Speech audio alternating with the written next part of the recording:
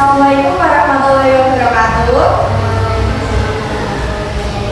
Selamat pagi semuanya. Hari ini kita akan mempelajari tentang kebudayaan yang ada di sekitar kita. Jadi hari ini kita juga akan mempelajarinya lewat sains budaya, mempelajari siklus air sekaligus melestarikan tradisi padusan yang ada di Tempura.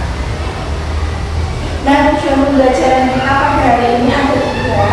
Yang pertama adalah mengidentifikasi proses siklus air dan mengurutkan prosesnya. Kemudian mengaplikasikan pengetahuan siklus air pada kebudayaan padusan ke dalam sebuah produk inovatif. Nanti outputnya adalah proyek. Yang ketiga adalah menganalisis upaya mengembangkan destinasi wisata pemandian air hangat sumber air dengan pembuatan media.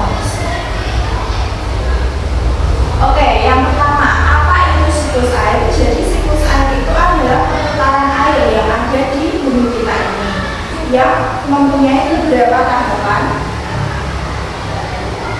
Nah, tahapan dari siklus air ini nanti dapat disimak melalui video yang ada di Google Classroom.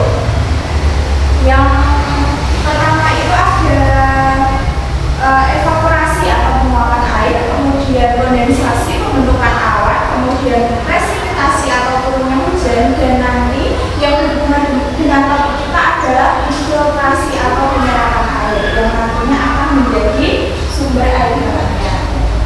Nah, kita sudah sangat kenal ya dengan Kecamatan Temurang, daerah di sekolah kita yang merupakan salah satu kecamatan yang ada di Kabupaten Magelang dan mempunyai destinasi wisata berupa pemandian air hangat. Ada beberapa titik. Nah, yang pertama kita harus memahami apa itu kebudayaan.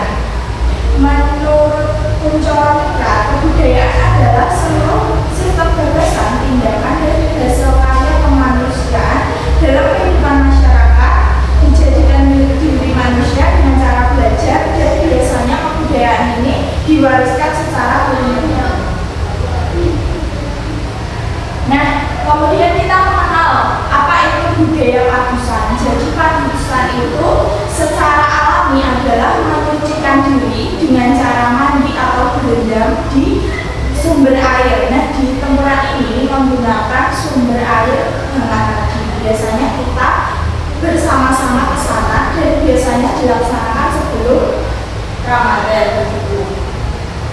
Nah, ini ada hubungan antara siklus air dengan sumber air hangat. Jadi ketika air itu menyerap ke dalam tanah, kemudian di dalam tanah itu ada batuan yang sangat panas, kemudian airnya terkena tekanan dan naik ke permukaan menjadi mata air dan dimanfaatkan sebagai sumber air. Nah, ini adalah contohnya ya, contoh tradisi padusan.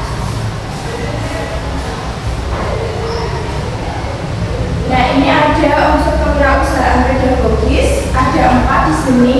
Yang pertama ada kreativitas dengan cara mengembangkan produk seperti poster dan video promosi. Yang kedua ada inovasi, yaitu bagaimana cara melestarikan kebudayaan dan juga destinasi wisata. Yang ketiga ada pemecahan masalah, yaitu bagaimana solusi ketika air yang ada di padusan itu surut atau tidak panas lagi begitu. Yang keempat adalah kerjasama. Jadi nanti untuk pembuatan proyek itu kalian harus bekerja sama.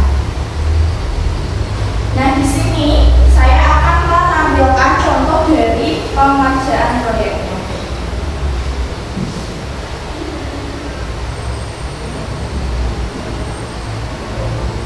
Nah, ini ada LKPD untuk pengerjaan proyek yang sudah dikerjakan sama kalian.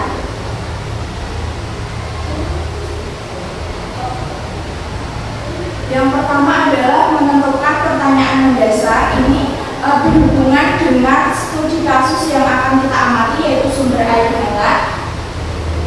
Kemudian perencanaan proyek, penjelasan proyek apa yang akan dibuat, yaitu bisa berupa poster atau juga berupa video promosi dan lain sebagainya, tergantung kreativitas kelompok. Kemudian jadwal kegiatan mulai dari perencanaan, kemudian dokumentasi konten, kemudian penyusunan konten, dan penyajiannya kepada teman-teman.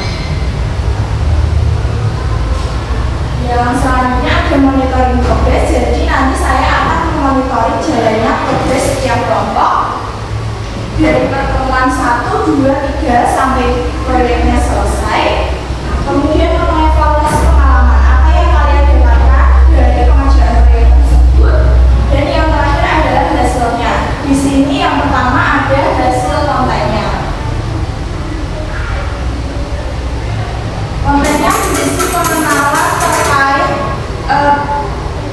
terkait sumber air hangatnya, mengapa sumber air hangatnya ini bisa dijadikan sebagai tempat takusan.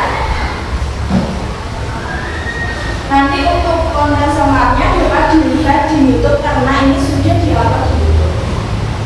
Kemudian merefleksikan dan tindak lanjutnya adalah mengupload konten yang sudah dibuat ke media sosial. Kemudian ini adalah contoh dari proyek poster atau infografis yang dapat di-share ke media sosial yang berisi tentang informasi umum mulai dari pengetahuan sains, kemudian kebudayaannya, dan cara pelestariannya. Makna dan pelestarian. Jadi untuk padusan ini maknanya adalah pembersihan fisik dan juga moral sebelum kita melewati bulan Ramadan.